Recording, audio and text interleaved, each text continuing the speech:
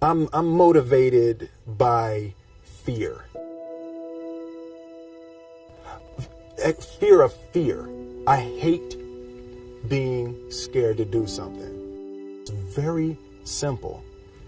This is what I believe, and I'm willing to die for it. Yeah. Period. You can't be scared to die for the truth. The truth is the only thing that's ever going to be constant. And you can't fear what might happen to you if you were to tell the truth. Because what happens to you if you don't tell the truth is worse than telling the truth will ever be.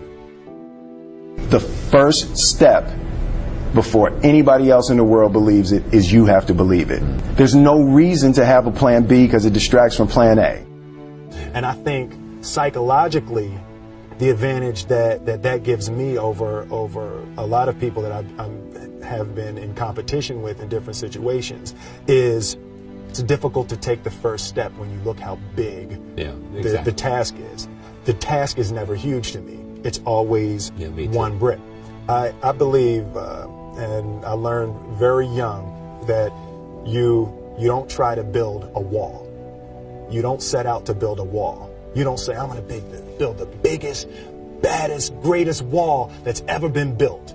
You don't start there. You say, I'm going to lay this brick as perfectly as a brick can be laid. There will not be one brick on the face of the earth that's going to be laid better than this brick that I'm going to lay in this next 10 minutes. And you do that every single day. And soon you have a wall. And soon you have a wall.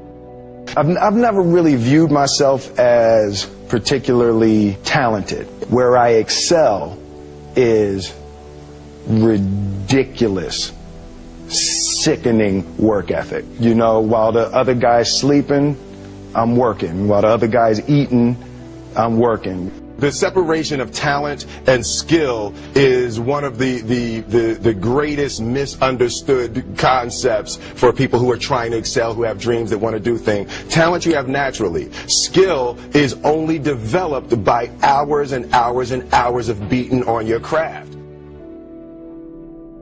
I always knew that I could work hard enough. There wasn't an issue with discipline, or there wasn't an issue with the ability to sacrifice or the willingness to sacrifice. There's no easy way around it. No matter how talented you are, your talent is going to fail you if you're not skilled. You know, if you don't study, if you don't work really hard and dedicate yourself to being better every single day. This one year, my father had his shop, and he decided for whatever reason that he wanted a new wall on the front of his shop. So he tore down probably about 16 feet high and probably about 30 feet long. He just completely tore the wall down, and my brother and I had to dig a 6-foot hole. We for the foundation. For the foundation. Right. We would mix in the concrete by hand. A year and a half. We were building this wall for a year and a half. Every day after school, we would come in, mixing concrete, putting it in the hole, doing it. And it was just myself and my little brother. And I remember standing back, looking at that wall, saying, there's going to be a hole here forever. A year and a half later, we laid the final brick. And my father stood back with my brother and I know he planned this. He says he didn't, but I know he had been planning this and writing this for his for the past 2 years. But we stood back, we looked at the wall, and he looked at me and my brother and said, "Don't y'all never tell me that you can't do something," and walked into the shop. As a child, my parents always told me, you could be whatever you want to be. You could do whatever you want to do. And you know, that office, that position, the highest office on the face of the earth, it was something I heard my parents saying it, but I didn't totally believe it. Yet I went out in the world and I carried myself and I held my head high and I stood there and I looked people in their eyes and I talked to people as if I was deserving of everything that this planet has to offer. I really want to say to children out there and to people who are watching, Confucius said one time, he who says he can and he who says he can't are both usually right.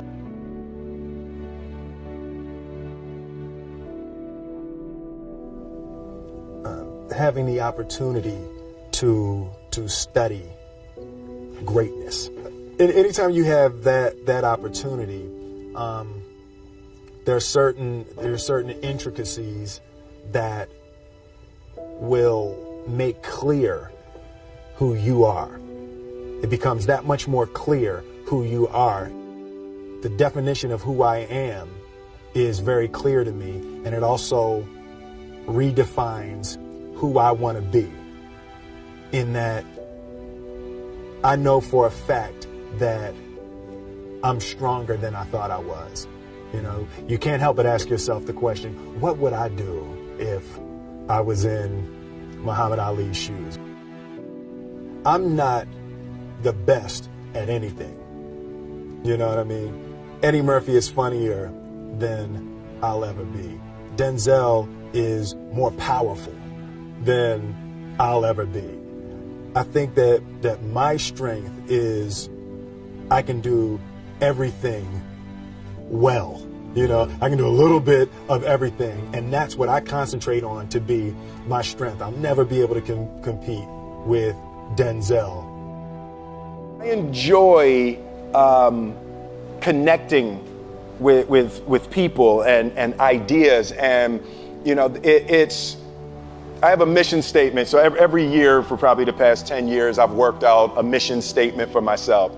And for the last few years, the mission statement has stayed the same, and it's been improve lives, right? So when I go into something, I'm looking for how the quality of this piece could potentially improve lives. But it's all along the way. It's when you make the movie and how you're interacting with people in the process. And, you know, the concept of improving lives runs through the center of everything I do. And then I realized that the way to improve lives is to continually improve yourself, right? So with that, every morning when I get out of the bed, you know, I haven't fixed everything in the world yet, so there's always something to do.